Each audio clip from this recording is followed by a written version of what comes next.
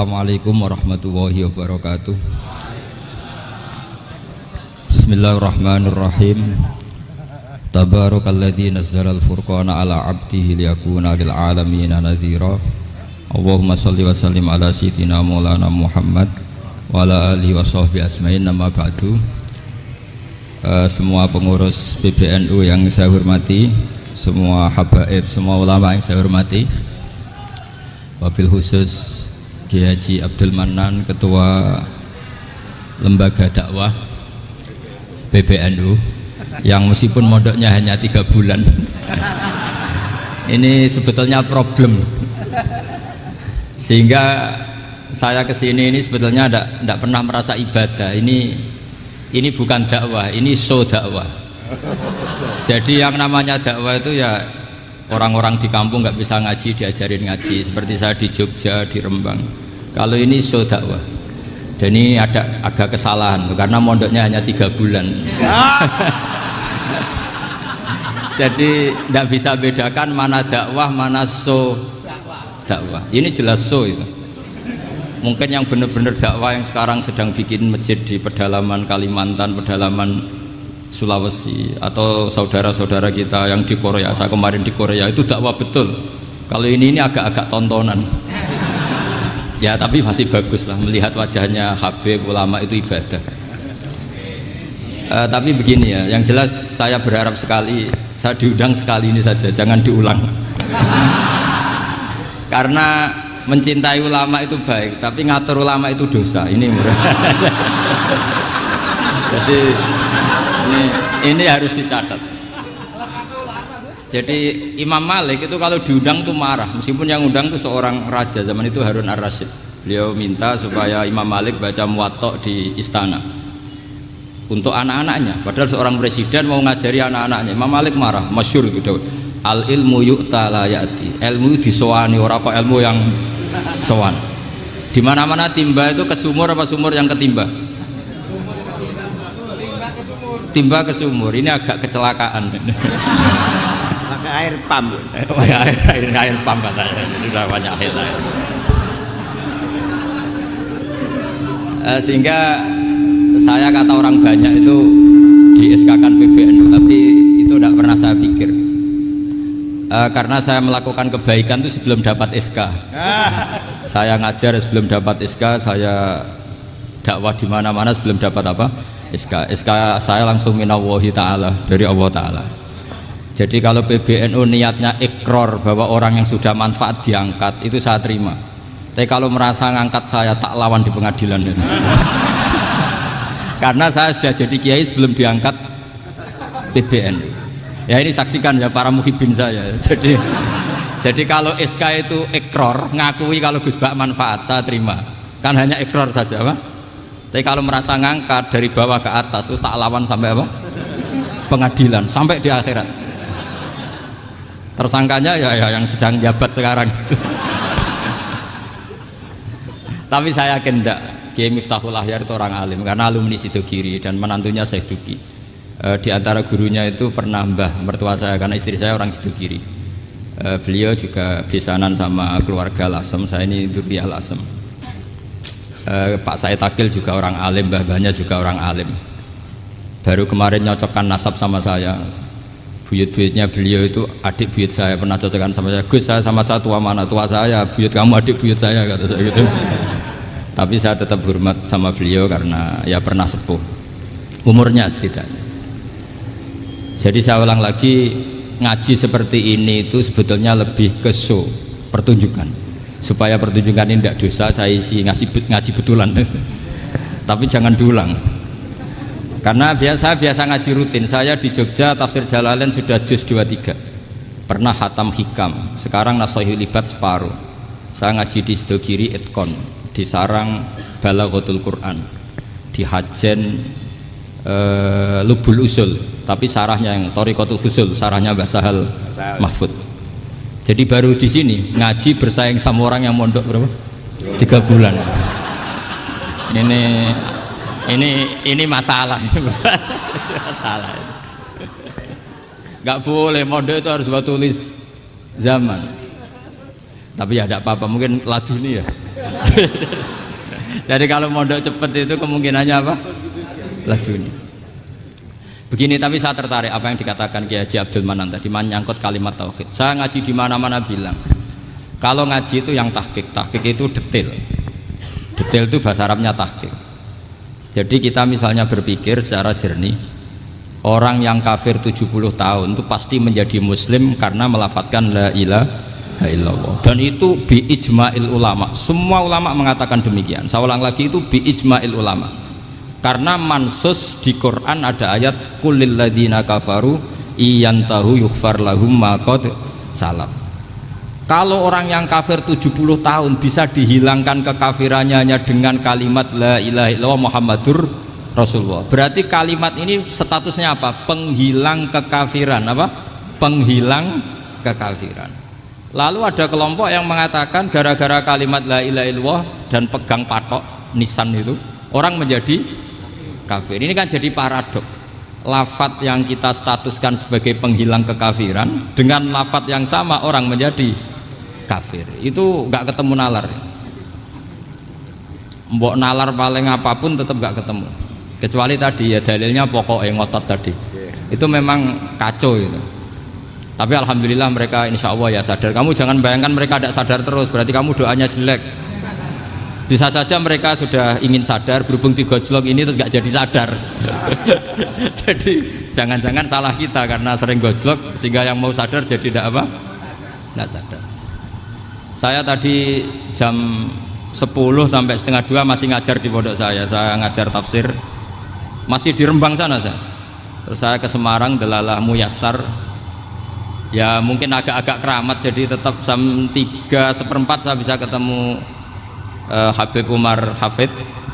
Saya beberapa menit ya diskusi tentang manhaj beliau. Dan kebetulan saya sering belajar kitab beliau sama alumni-alumni Darul Mustafa.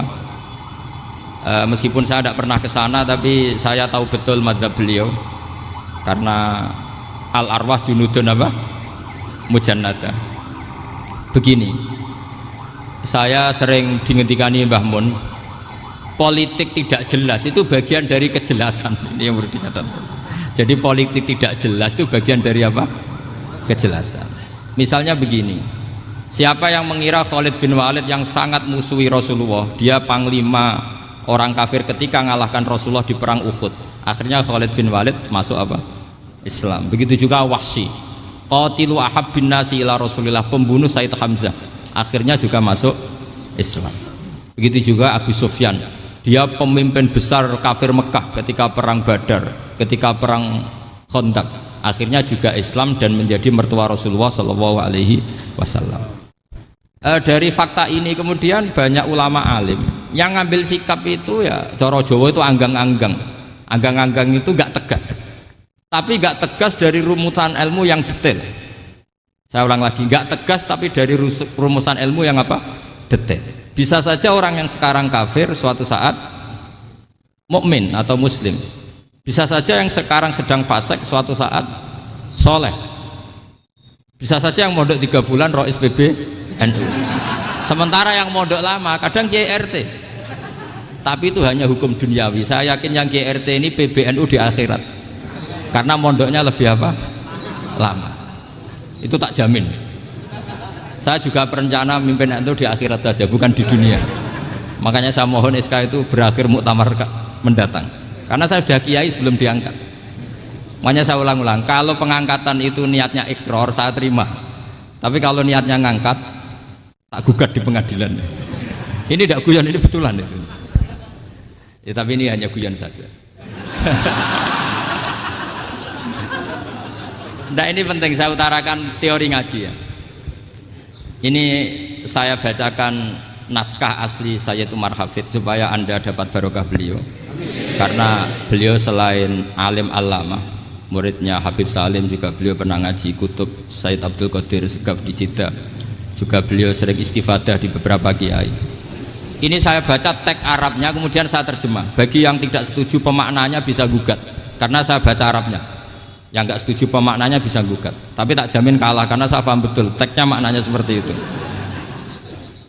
Logikanya tadi ya, ketika Rasulullah ngambil sikap tegas kepada Qatilu Hamzah yaitu Wahsy, dan ketika Rasulullah ngambil sikap tegas pada orang-orang yang mengalahkan beliau di perang Uhud, kaifa yuflihu qaumun fa'alu bi anbiya'ihim hakadha, bagaimana mereka jadi orang benar atau orang yang dapat kebahagiaan kalau mereka perlakuannya seperti Nabi seperti ini, yaitu Nabi sujja wajhuh masyhur wa kusirat ruba, yaitu Nabi itu wajahnya terluka, gigi serinya tanggal. Orang-orang seperti ini tuh nggak akan bejo kalau orang Jawa, nggak akan falah. Tapi apa yang terjadi? Allah menurunkan ayat laisa laka minal amri syai'un aw yatuba 'alaihim aw yu'adzibahum. Muhammad itu bukan wilayah kamu ngecap orang, menstigmasi orang itu tidak wilayah kamu. Saya bisa saja mengampuni mereka atau menyiksa saya itu atau menyiksa mereka itu wilayah saya, kata Allah. Saya bisa saja mengampuni mereka atau menyiksa mereka itu wilayah saya. Sehingga akhirnya apa? Rasulullah tidak ngambil sikap yang mungkin orang lain mengatakan itu tidak tegas. Tapi itu kearifan. Betul, akhirnya Wahsy malah masuk Islam. Khalid bin Walid panglimanya juga masuk Islam. Dan beberapa orang kafir juga masuk Islam, termasuk mimbenihim, ketuanya yaitu Abu Sufyan. Ini penting saya utarakan. Makanya ini saya baca pembenaran dari konstruksi pikiran tadi. Nah ini supaya khas. Ini khasnya orang mondok 10 tahun nih. Jadi ini tak baca ini. Nah, biar jelas ini nanti tagnya persis ya, tidak saya rubah. Ini di kitabnya Habib Umar Hafid, namanya itu Taujihun Nabi Limardoti Bari. Kalau diterjemah ya mengarahkan orang yang sadar. Nabi itu orang yang sadar ya, sampai ini termasuk orang yang sadar. Limardoti Rabbi, menuju mendapat ridho Tuhan atau Allah Subhanahu wa taala. Saya baca tagnya ini di halaman 179. Ini tidak ada yang saya rubah, tidak saya kurangi. Bismillahirrahmanirrahim. Fala buddha an nuwattina qulubana ala annana khodamatu ahli hadal qaul wa yattali Allah min qulubina annana na'taqidu imkaniyata ayyasfa'a fi ahadina yaumal qiyamati man huwal ana kafirun yuslimu faya'lu sya'nu indal haqqi fayakunu sababan li kholasika fil qiyamah yumkinu dzalik. Jadi kita para dai, para kiai itu adalah khodamatu hadal kaun. Kita ini adalah pelayan alam raya ini yang selalu berharap alam ini akan lebih baik. Orang yang sekarang sedang kafir bisa saja nanti yang nyafaati kamu di akhirat, yaitu mereka masuk Islam lalu Islamnya lebih serius, akhirnya punya hak syafaat. Sementara kamu Islam mulai kecil tapi biasa-biasa saja seperti ini, mulai dulu ngaji terus sama Ki Abdul Manan, nggak pernah yang ngisi ngaji, itu artinya nggak ada perkembangan. Makanya saya nggak ingin ngaji lagi karena saya ingin perkembangan Anda nanti tukang mengisi, bukan yang diisi. Kalau saya nanti ngaji lagi di sini artinya Anda kalau tetap mendengarkan itu tidak ada perkembangan. Pantes saja sing mulang Gus Bahak sampean sing ngaji. Sekali-kali ada perkembangan, saya ngaji sampean yang mulang, itu bagus itu. Meskipun itu perkembangan yang menyesatkan.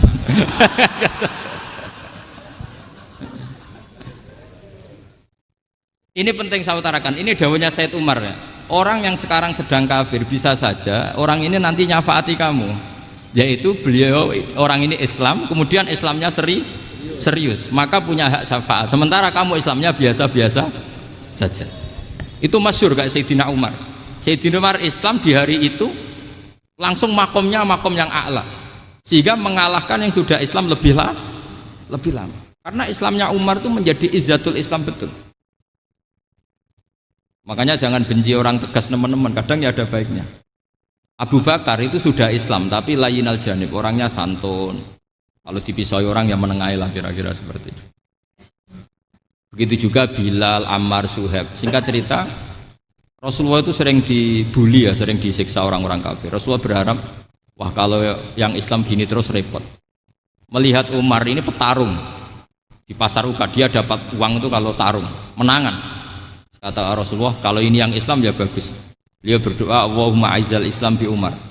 Itu kira-kira 2 hari dari doa beliau, Umar masuk Islam. Itu pertama masuk Islam itu orang-orang kafir diparani. Kalau kamu ganggu Rasulullah Muhammad tak bunuh.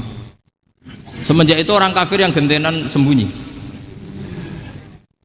Sehingga kata para mereka yang Islam selalu jaya mut aslama Umar, ketika Umar masuk Islam.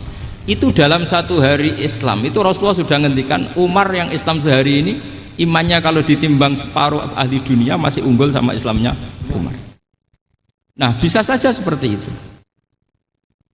Jadi saya minta sama teman-teman yang mencintai ilmu, tidak tegas itu bagian dari ketegasan dalam ilmiah, karena kita ini tidak mengendalikan dunia, tidak mengendalikan hidayat, hanya Allah piyambak yang ngasih apa? Hidayat. Maka sikap kita laisalaka minal amri syai'un aw yatuba alaihim aw yu'adzibahum. Rasulullah yang ahabbul khalqi ilallah saja tidak boleh tegas karena semuanya potensi itu ada. Cuma kita tegas dalam kebenaran saja, tapi nggak perlu tegas dalam mengawal kebenaran. Kenapa demikian? Karena Islam ini agama yang akan dijaga Allah ila yaumil. Yang jaga Islam bukan PBNU, bukan PP Muhammadiyah, bukan kiai. Yang menjaga Islam namun Allah Subhanahu wa taala. Makanya Sayyidina Umar itu kalau disuruh mikir Islam itu gak mau betul. Masyhur itu dalam tarikh-tarikh. Umar mimpin itu sukses, banyak futuhat. Singkat cerita akhirnya orang tuh kelangenan, wah kalau Umar meninggal kayak apa? Sehingga Abdullah bin Umar setiap jalan-jalan tuh dibully. Kalau sekarang dibully, ya Abdullah bin Umar, bapak kamu itu gimana? Sudah sepuh mau meninggal kok tidak suksesi. Kalau saja ada orang penggembala kemudian meninggalkan kambingnya di hutan, kamu anggap orang yang mudoyik enggak, menyia-nyiakan kambing itu enggak? Ya iya, kata Abdullah bin Umar. Apalagi amru hadil umat ini mau ditinggal gelanggang, nanti suatu saat Umar meninggal. Mbok yo suksesi supaya jelas. Logika itu diaturkan ke Umar radhiyallahu anhu, ke Sayyidina Umar. Pertama Umar agak tertarik dengan logika itu. Lama-lama beliau marah. Tidak jadi. Saya tetap tidak akan istikhlaf, tidak akan suksesi. Dan saya tidak akan mikir Islam, katanya. Islam akan diurus oleh Allah Subhanahu. Terus beliau ngendikan, Islam ini jalan ketika ditinggal Abu Bakar. Bahkan ketika ditinggal ahabbul khalqi ilallah akramul khalqi indallah, yaitu Rasulullah Muhammad sallallahu alaihi wasallam. Coba Islam dulu dipimpin Abdul Qadir ketua wali, dipimpin Wali Songo, dipimpin orang top. Sekarang dipimpin mondok 3 bulan jalan. Karena Islam yang ngatur Allah Subhanahu wa taala. Jadi ini penting. Loh coba ustadz tuh banyak yang nggak bisa ngaji loh. Tapi ya laku ya nggak masalah. Loh saya kemarin di Korea seminggu. Itu TKI jadi khotib, ada yang jadi mufti, ada yang jadi suriah. Itu ada yang di sana jadi suriah, pulang ke kampung angon kambing lagi. Loh itu teman saya kenal. Suriah Korea. Iya suriah Korea tapi. Artinya gini, bahkan masjid semua yang di Korea itu didirikan oleh TKI dan TKW. Mereka digerakkan Allah untuk mikir agama, karena agama ini milik Allah. TKI saja mikir. Makanya ini penting, yo dakwah tapi tauhidnya sing kenceng, jangan dakwah kenceng tauhidnya kendor. Itu bahaya betul. Saya ulang lagi ya, ini dawuh Habib Umar. Jadi kata beliau, fala budda an wattina kulubana, kita harus yakin seyakin-yakinnya bahwa semua kemungkinan itu mungkin. Makanya masyhur dalam tarikh ketika kafir Quraisy mau disiksa oleh para malaikat karena mereka sering menyakiti Nabi, kata Nabi gimana? Jangan. Saya berharap kalau bapaknya tidak mukmin, suatu saat anaknya mukmin. Masyhur dalam tarikh. Musuh Nabi besar siapa? Walid bin Mughirah. Punya anak Khalid bin Walid. Abu Lahab punya anak Darrah, itu mukminah yang baik. Abu Jahal punya anak Ikrimah, itu mukmin yang baik. Di Indonesia lebih hebat lagi. Bapaknya raiso maca Quran, anaknya hafid. Bapaknya utun ratamat SD, anaknya jadi dekan. Di Indonesia banyak orang nggak siapa-siapa, anaknya jadi presiden, anaknya jadi menteri. Artinya jangan karena bapaknya kafir kamu nganggep anak turunnya pasti selalu kafir. Teori itu sudah salah zaman Rasulullah. Yaitu Walid akhirnya punya anak Khalid, Abu Lahab punya anak Darrah. Terus siapa? Abu Jahal punya anak siapa? Ini penting saya utarakan karena dakwah kalau terlalu semangat, nanti kalau menghilangkan tauhid bahaya. Tetap innal huda. Uni Soviet kayak apa? Mengkooptasi negara-negara sekelilingnya sampai jadi Zuni. Tapi apa yang terjadi? Uni Soviet yang runtuh, persemakmurannya semua rata-rata jadi negara apa? Islam, kayak Uzbek, kayak Ceknya, kayak apa-apa. Karena agama ini diurus Allah. Sehingga kalau tapi kamu ngitmai agama nggak apa-apa. Makanya istilahnya Habib Umar khodamah itu pelayan, nggak apa-apa. Kita ngitmai agama itu nggak apa-apa. Dengan ngitmai terus mikir nggak apa-apa.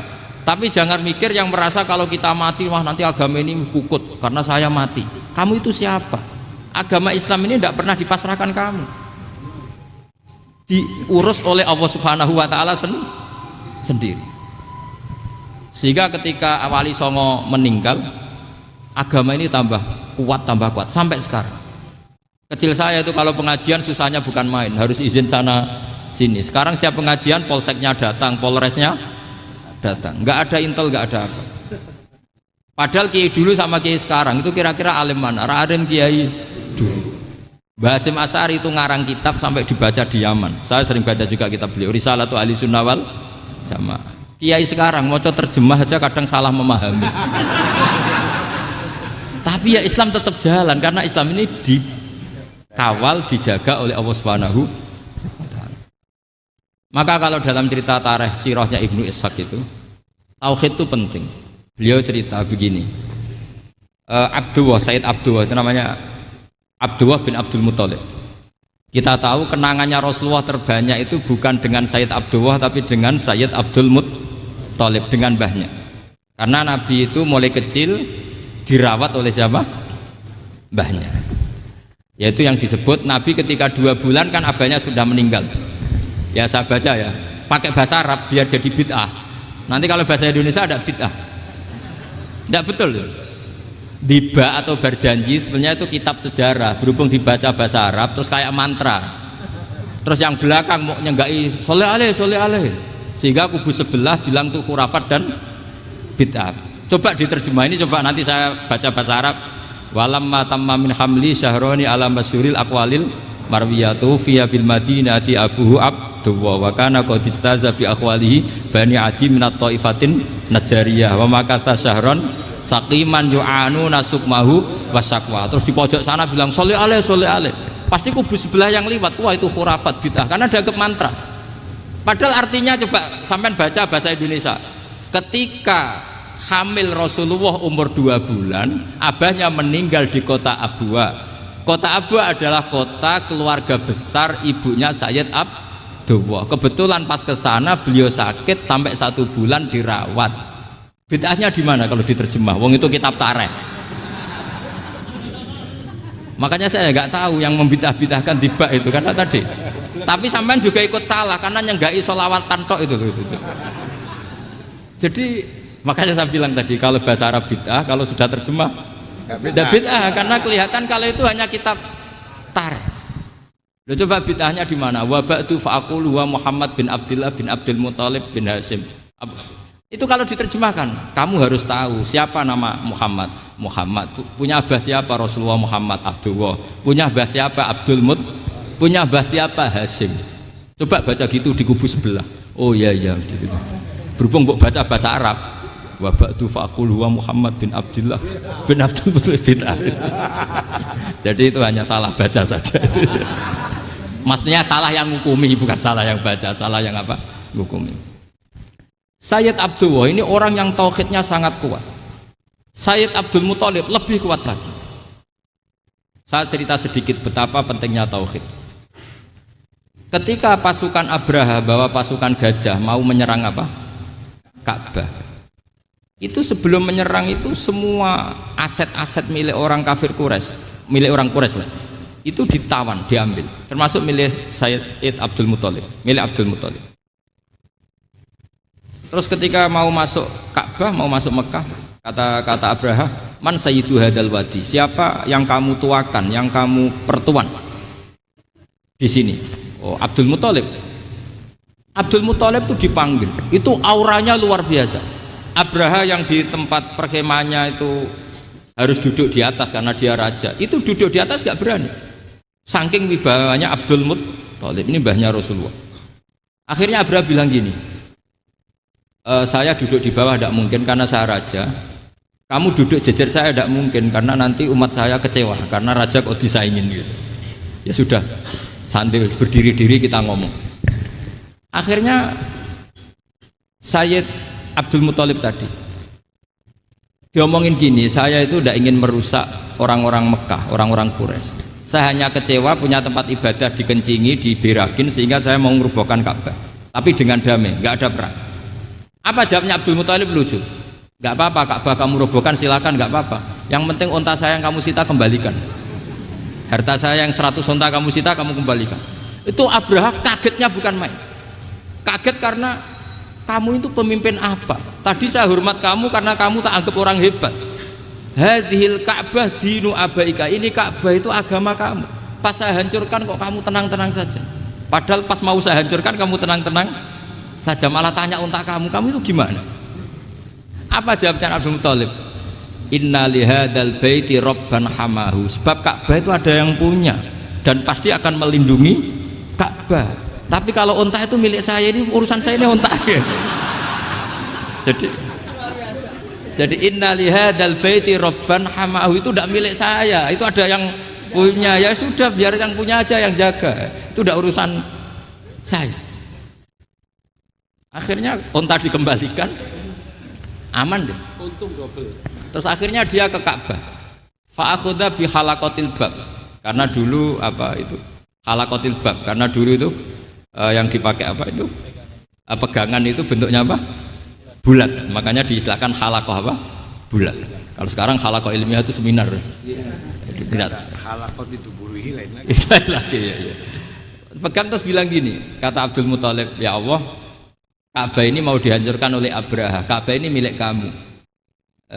Saya mau ke gunung, mau melihat apa yang kau lakukan terhadap orang yang mau merusak Ka'bah.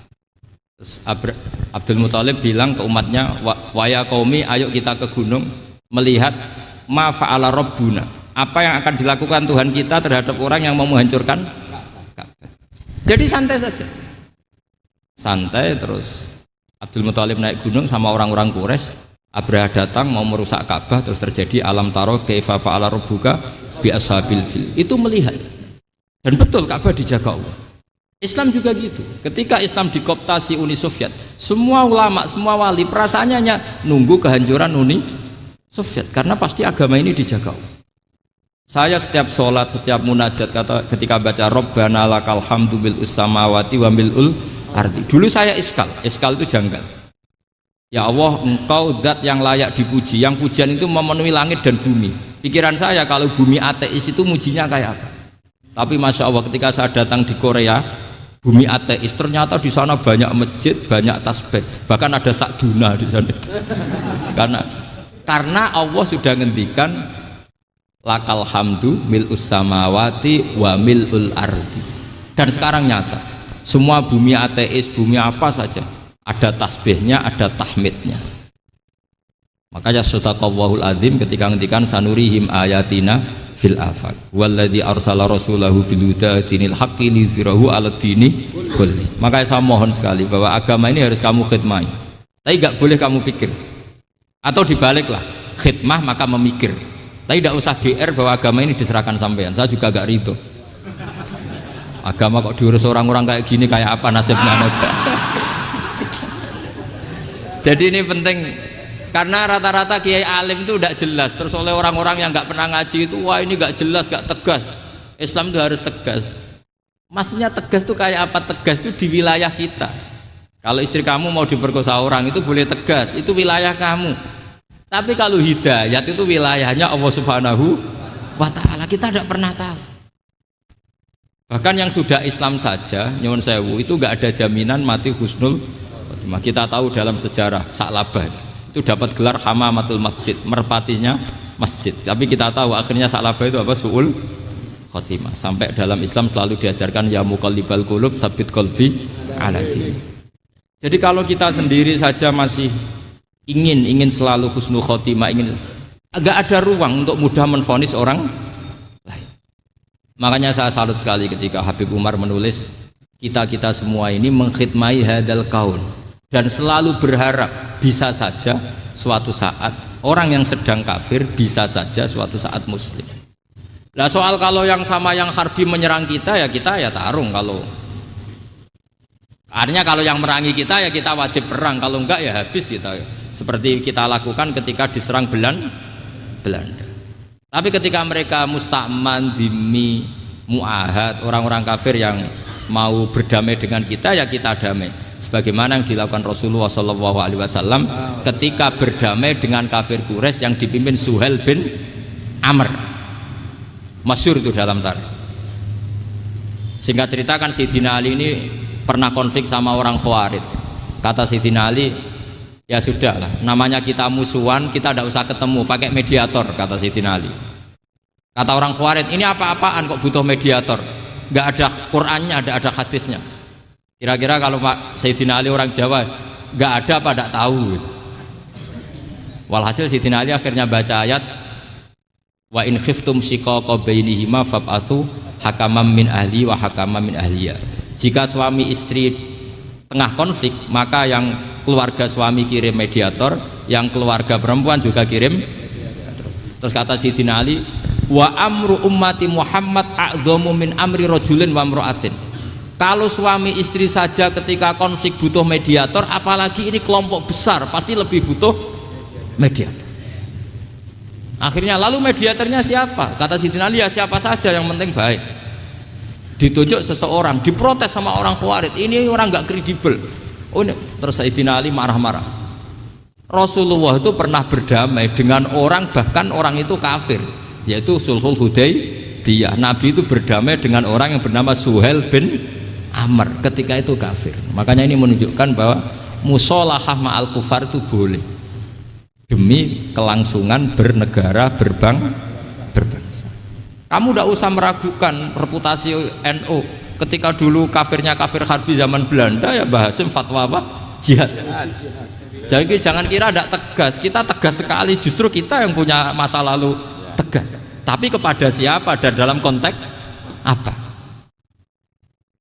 Paham ya? Terus ini penting sekali untuk dijernihkan.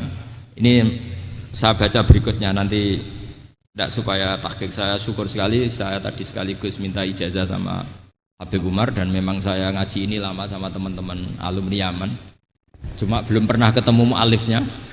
Tadi saya ketemu minta ijazah itu dan beliau senang sekali, bahkan sempat bikin tulisan di kitab saya ini. Sama tidak perlu baca, karena kalau bisa ya biasa, kalau tidak bisa malu ya sudah, tidak usah baca sudah. Terus ini kata beliau, ini masih saya teruskan. Nahnu min hadhil intilaqah naktasibu thabatana wa quwwata yaqinina wa illa fa fil ardi mu'aridun wa muntaqidun wa mukhalifun min akhyarin wa asyrarin sholihin wa fasikin muslimin wa kuffar. Kalau kamu punya satu metode ilmiah, metode dakwah, kamu harus siap, karena pasti ada yang menentang. Yang menentang itu ya mulai orang soleh, tidak soleh, orang macam-macam. Jadi kalau sudah punya manhaj, memang dari awal harus siap apa? Ditentang. Jadi misalnya PBNU punya kebijakan apa, ya sudah siap saja dibully. Itu pasti itu, karena nggak ada manusia semua suka, semua benci. Kata beliau, anta in kunta fi syakkin min hadzal maslak wal manhaj fattabi man syi'ta wasaha angka ghaniyah wa in kunta ala yaqinin annahu al huda wa mirasun nubuwah wa annahu haqiqatu tarjamatil ahdi ma'rab fala tata'athar min kalami ahadin yakunu mangkana. Jadi intinya kita mengawal Islam secara rahmatan lil alamin itu justru kita berharap menjadi simpatik dan menjadikan mereka menjadi Islam. Jangan ketika simpatik dianggap gak tegas. Saya masih ingat betul dawuh Mbah Mun, hak sekseni, kata beliau, saya masih ingat kalimatnya, sekseni akurat tegas itu berdasar ayat laisalaka minal amri syai'un aw yatuba alaihim aw yu'adzibahum, karena potensi sosial itu bisa rubah. Orang yang sekarang kawan kamu bisa saja suatu saat jadi musuh, yang sekarang musuh kamu bisa saja suatu saat jadi kawan. Terus kamu ngambil sikap tegas dalam sesuatu yang nggak stabil seperti ini, lalu tegas itu kan nggak pada tempatnya. Makanya yang seperti ini kata Allah pakai asa itu menawa. Asa wahu ayyaj'ala bainakum wa bainal ladzina ataitum minhum mawaddah. Bisa saja orang yang sekarang musuhan dengan kamu suatu saat dijadikan mawaddah. Kamu udah mawaddah itu saling mengasihi. Kamu udah usah tanya, wallahu qadir, kata Allah, karena Allah mampu. Jadi dalam hukum-hukum sosial Allah seringnya bilang apa? asa.